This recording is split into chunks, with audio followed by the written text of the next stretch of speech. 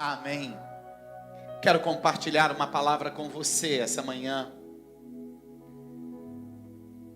Deus nos deu uma palavra que o ano de 2023 será o ano do posicionamento.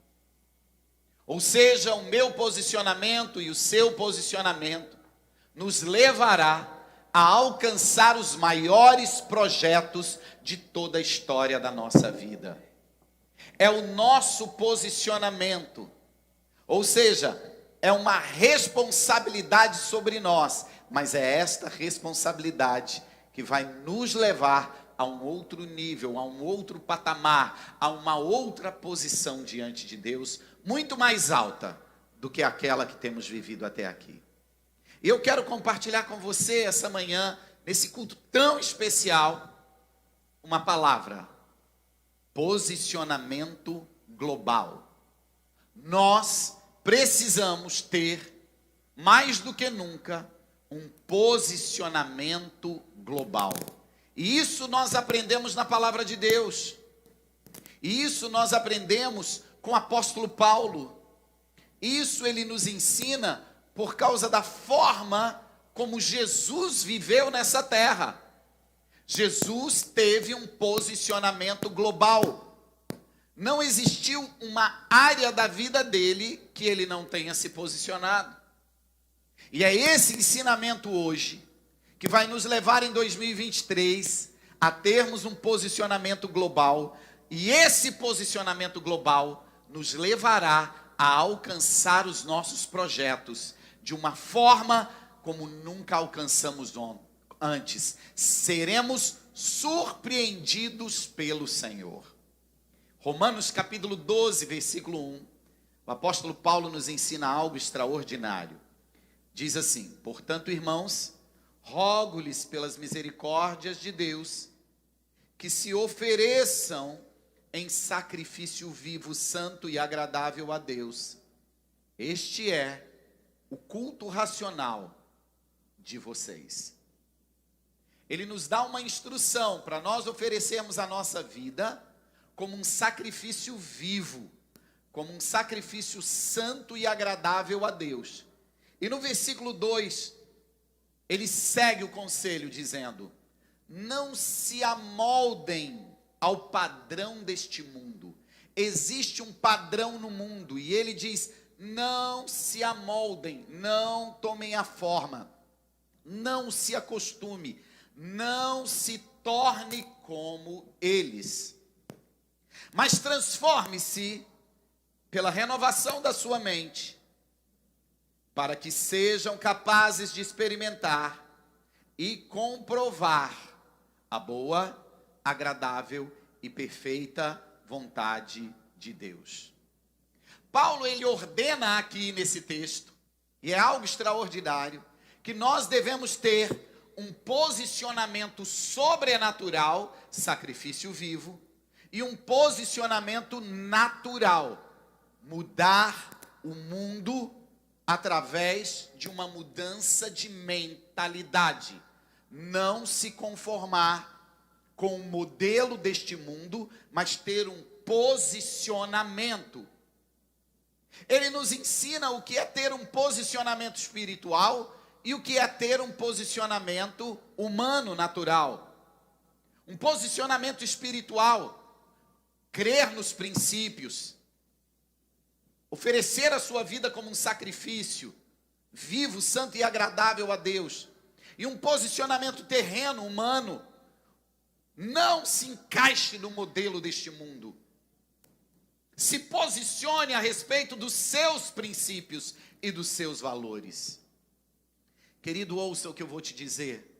Guarde essa palavra para todos os dias do ano de 2023. Existe uma nova ordem mundial que já está instalada e que nós temos visto todos os dias, não só no Brasil, mas em toda a América, não só nos Estados Unidos, mas na Rússia e na China, na Europa, no Oriente Médio. Existe hoje uma ordem mundial. Até há uns 20 anos atrás, o mundo era dividido entre capitalismo e socialismo, dois grandes blocos. Hoje existe um nome progressista, ou um governo progressista. Nada mais é que um nome melhorado para o socialismo. Então o mundo hoje está dividido entre socialismo e comunismo. Já não existe mais aquele bloco conservador. É o que Paulo está dizendo sobre o modelo deste século, sobre o modelo deste mundo. Se nós não nos posicionarmos, nós veremos os nossos princípios e os nossos valores sendo destruídos. Não pense você que você tem que se moldar a essa ordem mundial. Existe hoje um mundo se posicionando contra o Brasil, porque é uma das últimas resistências ao progressismo, ou a este socialismo. E quando eu digo mundo, é a Europa, é os Estados Unidos, é a Rússia. Agora não pense você, que você tem que se moldar a este modelo. Não. Se você quer viver as grandezas de Deus no ano de 2023, você precisa se moldar aos princípios da palavra de Deus. Eu acho que você não entendeu o que eu preguei aqui agora, o que eu disse. Se você quer viver vitória, quer alcançar os seus projetos, quer alcançar e conquistar as grandezas de Deus, você precisa se moldar aos princípios e valores da palavra de Deus. Jesus, ele se posicionou.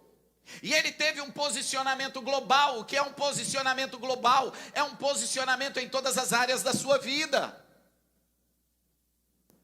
E eu e você precisamos entender isso. Paulo diz, você precisa se posicionar espiritualmente e você precisa se posicionar naturalmente. Você precisa entender os princípios e valores do mundo espiritual, o que é ter uma vida como um sacrifício vivo e agradável a Deus, para experimentar a boa vontade dEle, a perfeita vontade dEle. Mas você precisa ter um posicionamento humano. Você não pode tomar a forma deste mundo, dessa ordem mundial. Você precisa entender e crer nos seus princípios, nos seus valores e se posicionar, ou seja, ter um posicionamento global. Diga isso, 2023 é um ano de um posicionamento global. É um ano de um posicionamento em todas as áreas da sua vida, olha isso. Jesus, ele se posicionou em todas as áreas e ele teve um posicionamento familiar. Entenda, João capítulo 2, fala sobre o primeiro milagre de Jesus. Aonde foi o primeiro milagre de Jesus? No casamento de Caná da Galileia. Ele transforma a água em vinho.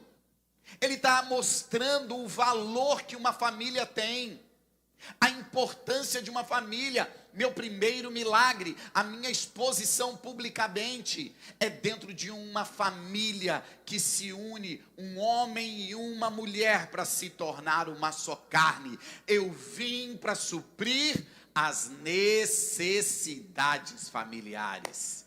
Meu Deus, alguém está entendendo o que eu estou pregando aqui? Uma viúva que tinha um único filho, uma mulher não podia trabalhar, seu único filho era não só o seu filho, era o seu sustento, era o arrimo de família, era o provedor. E o seu filho morre jovem. E Jesus está passando e vê aquela cena. Ele para e ressuscita aquele jovem e devolve à mãe uma restauração familiar. Jesus vai ao túmulo depois de 3 dias que Lázaro está enterrado. E ele vem com as suas 2 irmãs, Marta e Maria. Ele era o provedor daquela família. Ele é que cuidava, sustentava e protegia as suas irmãs. A Bíblia não fala dos pais deles. Jesus vai ali e diz, Lázaro para fora, e ele ressuscita e sai. Jesus vem e restaura a família. Meu Deus, pode olhar para mim e entender o que eu estou pregando essa manhã? Jesus tem um posicionamento familiar muito claro. Eu vim para restaurar. Ei, essa manhã eu vim aqui como profeta de Deus para te dizer: Deus entrará debaixo do seu posicionamento e vai restaurar a sua família de forma completa e total, e você verá todos servindo a Deus diante do altar. O seu posicionamento fará com que o posicionamento de Deus se manifeste na sua casa. Levanta a tua mão aí e declara: o meu posicionamento fará com que o posicionamento de Deus se cumpra na minha casa. Atos capítulo 16, versículo 31. E eles disseram: crê no Senhor Jesus Cristo e será salvo tu e toda a tua casa. Essa é a promessa de Deus para 2023. Segundo, Jesus se posiciona politicamente. Mateus capítulo 22, versículo 17. Dize-nos, pois, que te parece? É lícito pagar o tributo a César ou não? Versículo 21, olha que interessante isso. Versículo 21, Jesus responde: então ele lhes disse: dai, pois, a César o que é de César e a Deus o que é de Deus. Jesus não se isentou. Jesus teve um posicionamento político. Ele mostra o que é espiritual e o que é natural. Ele mostra o que é o governo desta terra e o que é o governo celestial. Jesus não se isentou. Jesus não se afastou. Jesus teve um posicionamento. 1 Pedro capítulo 2, versículo 17, olha isso: honrai a todos, amai a fraternidade, temei a Deus e honrai ao rei.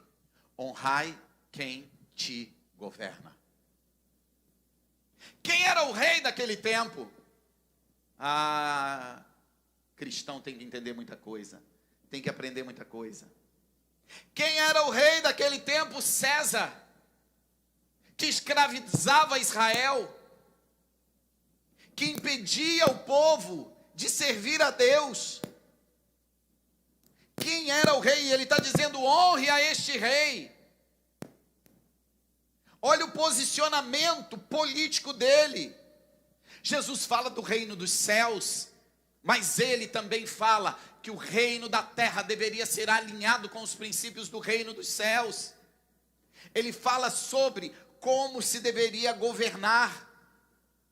Jesus fala que o governo dele não era deste mundo, era de outro mundo, mas ele fala: hoje eu vim como Salvador, mas eu voltarei como rei e eu vou governar essa terra. E mais do que isso, a Bíblia nos ensina em Apocalipse que nós, os vivos, os que ficarmos, seremos arrebatados com ele nos ares, e depois, na segunda vinda, nós viremos com ele, para que nós governemos com ele esta terra. Um dia eu e você vamos governar essa terra com o Senhor. Entenda isso. Você precisa ter um posicionamento político. Você precisa ter clareza e convicção de qual é a tua cultura. Diga: a minha cultura é a cultura do reino. Quando alguém discutir com você sobre posicionamento político, preste atenção. Qual é a sua opinião sobre aborto? Bem, eu não vou dizer a minha opinião. Eu vou dizer a opinião do meu reino. No meu reino, uma vida vale mais que o mundo todo. Diga o posicionamento do teu reino. Só isso. Qual é o teu posicionamento sobre questões de prostituição, de adultério, de relação sexual antes do casamento, de homossexualismo? Eu não vou dizer a minha posição, mas eu vou dizer a posição do meu reino. Homem com homem, mulher com mulher, trarão sobre si condenação e juízo, porque vivem contrário à natureza que Deus criou, porque Deus estabeleceu a primeira instituição sobre a face da terra: um homem e uma mulher que casam, se tornam uma só carne e estabelece uma família sobre a terra. Essa é a posição do meu reino. Meu Deus, você consegue entender isso? Quando trazem alguma coisa que choca muito, tem um propósito. Todo mundo se levanta contra. Aí eles vão e colocam uma que choca pouco. Aí você diz, tá, aí essa passa. E sem perceber, acontece o que o Paulo está dizendo aqui em Romanos. A gente vai se amoldando aos princípios deste século. Ei, eu sou profeta de Deus e pode me condenar, pode se levantar contra mim, mas eu vou pregar esta palavra. O Senhor diz, não tome a forma deste século, mas se você se posicionar com uma mudança de mente, com firmeza de posicionamento, você tem o poder de mudar a história, o governo, a sua nação, com o seu posicionamento. E é assim que nós temos que ser. Jesus, ele se posiciona espiritualmente. João capítulo 14, versículo 6. Disse-lhe Jesus, eu sou o caminho, eu sou a verdade, eu sou a vida. Ninguém vai até o Pai, se não for por mim. Posicionamento espiritual. Ele deixa tudo muito claro. Olha só que texto. João 5, 24.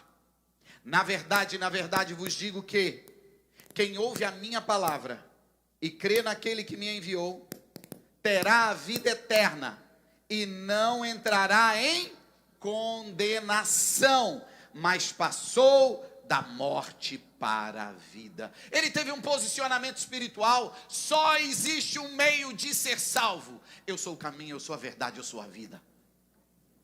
Eu vim para morrer no teu lugar, para pagar os teus pecados, para te dar uma vida eterna nos céus e uma vida abundante na terra. Ei, não existem dois caminhos. Nós temos que ter um posicionamento espiritual.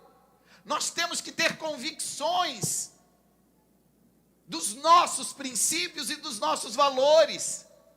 Nós temos que olhar para isso e entender, Jesus ele vem e contraria o procedimento dos religiosos da época, e isso custou a vida dele. Se tiver que custar a sua vida e a minha, vai custar, mas nós teremos um posicionamento. Só existe um Deus sobre a terra, e o único Filho, Jesus Cristo de Nazaré, e aquele que recebe a Jesus, o seu único Filho, como Senhor e Salvador, será salvo. Nós temos que ter isso. Ei, escute o que eu vou te dizer. Posicionamento é uma atitude de quem tem firmeza de caráter. Eu vou dizer de novo. Posicionamento é uma atitude de quem tem firmeza de caráter. Eu não fico constrangido com o que os outros falam. Eu tenho convicção do que a palavra de Deus fala. Quarto e último. Jesus teve um posicionamento financeiro. Olha que extraordinário, 2 Coríntios, capítulo 8, versículo 9. Porque já sabeis a graça do nosso Senhor Jesus Cristo, que, sendo rico, por amor de vós, por amor de nós, se fez pobre, para que pela sua pobreza enriquecêssemos. Ele tem um propósito de fazer um homem e uma mulher próspero. Ele tem um propósito. Ei, eu vim aqui essa manhã liberar uma palavra profética sobre você e a sua casa. Não importa o que vai acontecer no Brasil ou no mundo, Deus tem um plano de prosperar a tua casa e a tua família, para que você viva uma vida abundante nessa terra. É para alguém essa palavra aqui? Olha o que ele fez, 5 pães e 2 peixes, ele alimentou mais de 15, 20 mil pessoas. Provisão financeira. Olha que interessante isso, Jesus disse, você não pode servir a 2 senhores. Você não pode servir a Deus e a riqueza. E aí tem gente que usa isso de um jeito tão errado. Jesus não está dizendo que tem problema na riqueza. Tanto é que ele diz que o amor à riqueza que é o problema, não a riqueza, o amor à riqueza. Então guarda o que eu vou te dizer, o que Jesus estava ensinando aqui. Que que você não pode servir a dois senhores, a Deus e a riqueza. Preste atenção, a única coisa que Jesus compara a Deus é a riqueza. Em nenhum momento Jesus diz assim: você não pode servir a Deus e o diabo. Você não pode servir a Deus e o mundo. Ele só diz: você não pode servir a Deus e a riqueza. Sabe o que ele estava querendo ensinar? Aprenda isso e leva para a sua vida. Ele estava simplesmente dizendo: a Deus você serve e do dinheiro você se torna senhor. É você que governa ele, não ele que te governa. Eu acho que você não está entendendo o que eu estou pregando. Dinheiro não nasceu para ser teu Deus, teu Senhor. Deus tem um propósito de te prosperar, de te enriquecer, mas para que você seja senhor dele e ele seja seu servo, ele trabalhe para você, ele te sirva e não você sirva a ele. E é aí que nasce o provedor. É aí que nasce aquele que cuida da sua casa, cuida de quem está em volta e transborda sobre o reino de Deus. Meu Pai. Jesus faz a pesca milagrosa, os discípulos vêm com os barcos vazios, ele diz: volta lá, vai, daquele lado, joga. Jogaram, voltou, lotado os barcos, teve que chamar outro barco, lotou outro barco. Ei, o que Jesus estava fazendo? Solucionando uma crise financeira daquela colônia de pescadores. Jesus se posicionou financeiramente. Diga: eu preciso me posicionar de forma global. Você tem que ter um posicionamento familiar, você tem que ter um posicionamento espiritual, você tem que ter um posicionamento financeiro, você tem que ter um posicionamento em todas as áreas da sua vida. Isso é um posicionamento global. O que o apóstolo Paulo fala nesse texto de Romanos capítulo 12 que eu li? Que você precisa crer nos princípios espirituais. Apresente a sua vida como sacrifício vivo, santo e agradável a Deus. Creia nos princípios espirituais, mas tenha um posicionamento no mundo natural. Transforme este mundo com uma mudança de mente, com um posicionamento. Põe a mão na tua cabeça e diga: eu posso mudar o mundo, mudar o governo, com um posicionamento dos princípios da palavra de Deus.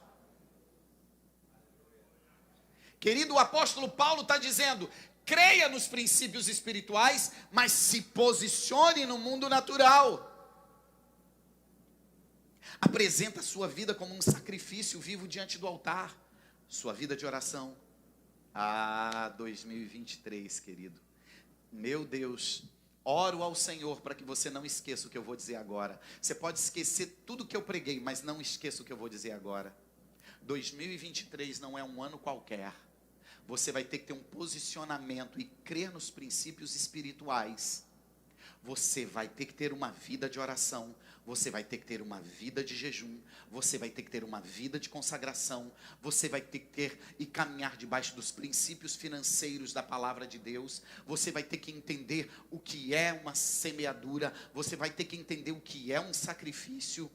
Porque são esses princípios que te farão mais que vencedores. O que é ter um posicionamento no mundo? É você crer nos princípios de Deus e se posicionar de forma global em todas as áreas. É crer nos princípios e se posicionar na terra. Projeto de vida, escute isso. Projeto de vida só será alcançado se você tiver posicionamento. Posicionamento espiritual, crer nos princípios. Crer na oração, no poder da oração, no poder do jejum. Crer em consagração, em santidade, em voto, em princípios, na lei da semeadura, o poder do sacrifício. E um posicionamento humano. Princípios e valores inegociáveis. E ser firme. Eu quero terminar essa palavra te mostrando como alcançar um grande projeto em 2023. Pega na sua mão o seu projeto. Vai lá.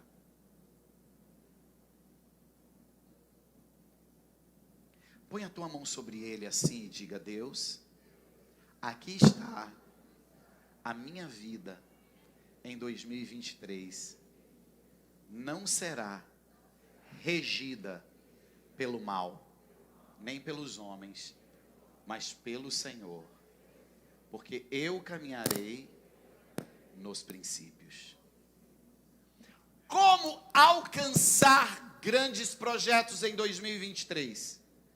Primeiro, se comprometer com os seus projetos.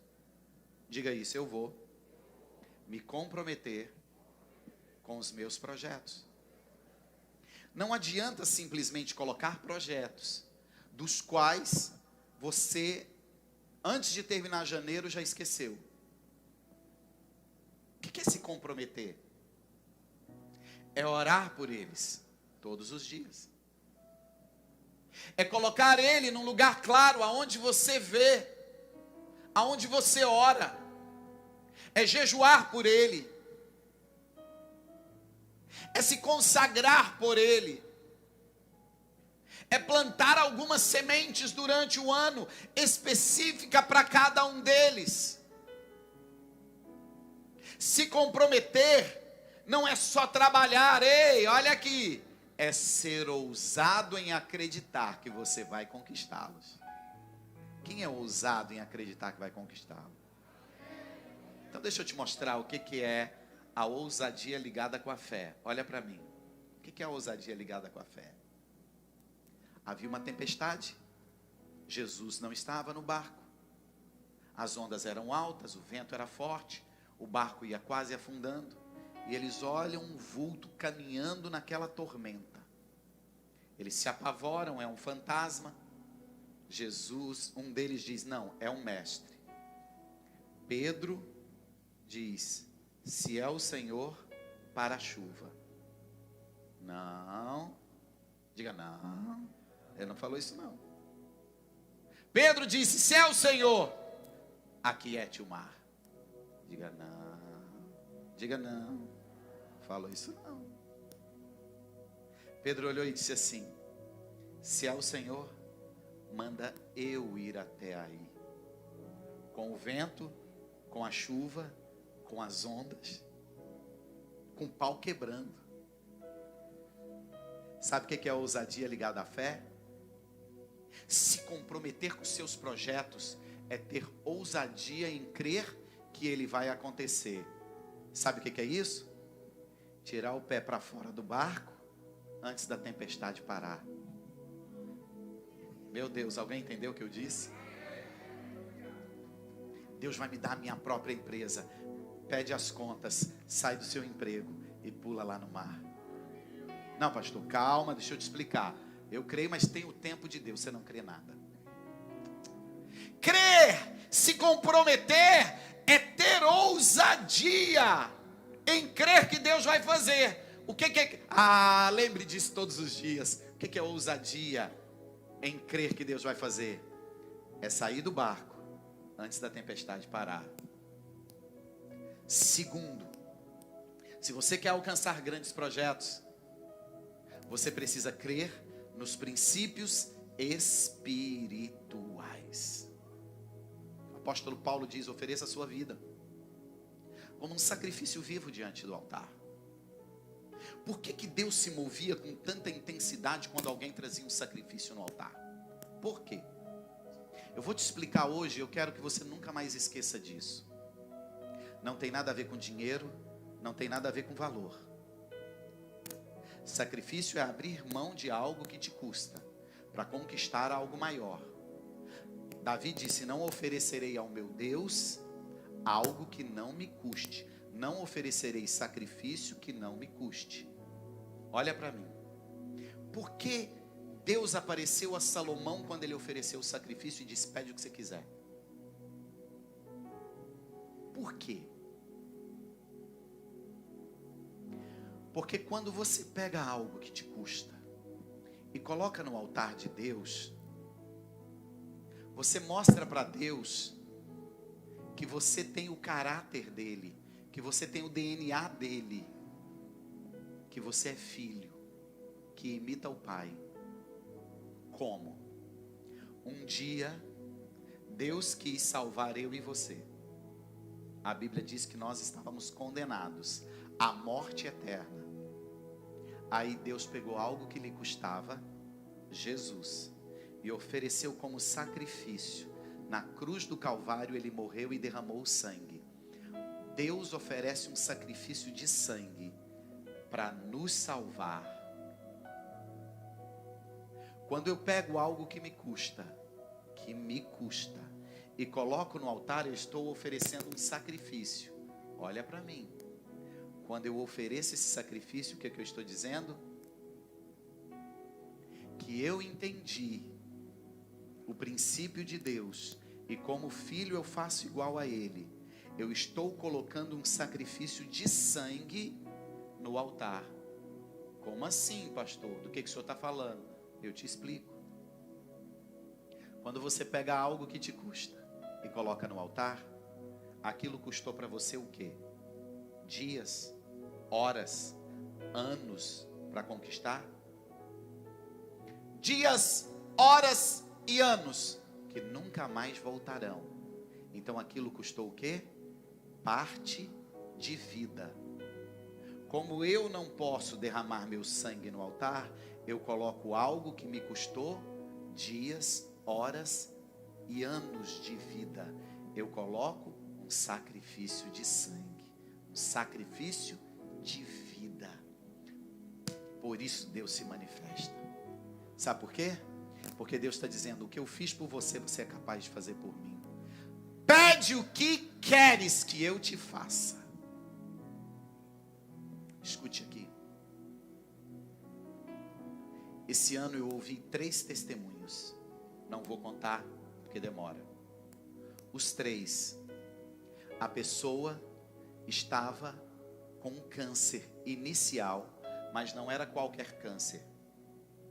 Era câncer incurável, sem tratamento, que mata em tempo muito curto. Uma pessoa comeu uma ostra e de madrugada sentiu mal. E o médico disse: foi a ostra, mas vamos fazer um ultrassom. E achou aquele câncer. A outra fez uma massagem. E a massagem inflamou um gânglio na virilha. E o médico disse: vamos fazer um ultrassom. Aquele gânglio não tinha nada, mas lá dentro tinha um câncer. Cada um deles aconteceu isso. Você sabe o que é isso, querido? Não foi uma ostra, não foi uma massagem, não foi uma Covid. Foi Deus que revelou em tempo oportuno para salvar a vida. Diga isso. Quando eu coloco no altar. Vai lá, diga, quando eu coloco no altar parte da minha vida, Deus se torna responsável por toda a minha vida.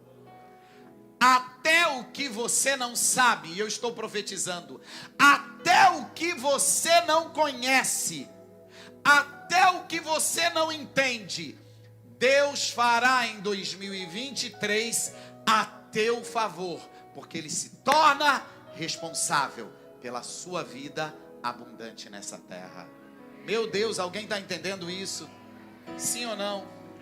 E terceiro e último, construir um memorial. Deus me fez e te fez seres visuais. Nós somos seres visuais. Tudo a gente imagina na mente primeiro e depois acontece. Você começa a imaginar. Isso gera um sentimento. Sentimentos criam em você decisões. Decisões te levam a atitudes. Toda atitude tem uma consequência, boa ou ruim. Você começa a pensar que está doente. Você começa a pensar que aquela pessoa não gosta de você. Daqui a pouco você tem um sentimento, daqui a pouco você toma uma decisão, daqui a pouco você tem uma atitude, daqui a pouco vem a consequência, destrói a sua vida. Nós somos seres visuais, olha para mim. E aí Deus criou memoriais. Jesus morre, sacrifício, em uma cruz. Todas as vezes que a gente olha para a cruz, trazemos a lembrança, a memória. O povo de Israel atravessou o Jordão e entrou na terra prometida. O Senhor disse: vocês vão entrar nessa terra e vocês vão ter vitória, vocês vão conquistar, porque eu já dei a vocês. E aí o Senhor diz assim: pegue 12 pedras do fundo do rio e faça um memorial, e conte aos seus filhos e aos filhos dos seus filhos, que Deus entregou toda essa terra. Então todas as vezes que eles estavam tristes, todas as vezes que o inimigo atacava, eles passavam diante daquela coluna de pedras, e eles traziam a memória, a lembrança, que Deus já tinha dado vitória a eles, já tinha dado aquela terra. Então Deus cria memoriais. Abraão, vou te dar um filho, mas eu sou estéril, minha esposa é estéril, o negócio não dá certo lá em casa. Deus pega ele e leva para o lado de fora, de noite, e diz: olha as estrelas dos céus, cada estrela será um descendente seu. Uau, eu te prometi isso.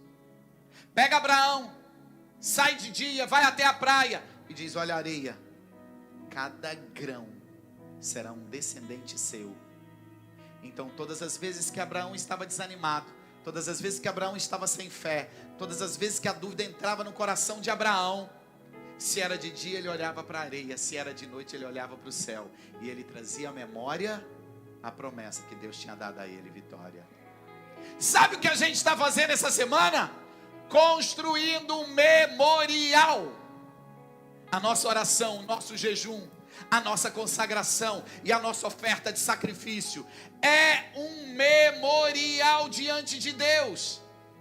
E o ano que vem, todas as vezes que a gente olhar para isso, todas as vezes que a gente orar por isso, a gente vai lembrar que existe um memorial clamando diante de Deus pela minha vida e pelos meus projetos. Todas as vezes que eu olhar para isso, vai trazer a minha memória que Deus já me deu vitória. Consegue entender isso? Se comprometer, crer nos princípios e construir um memorial. É assim que nós conquistamos vitória.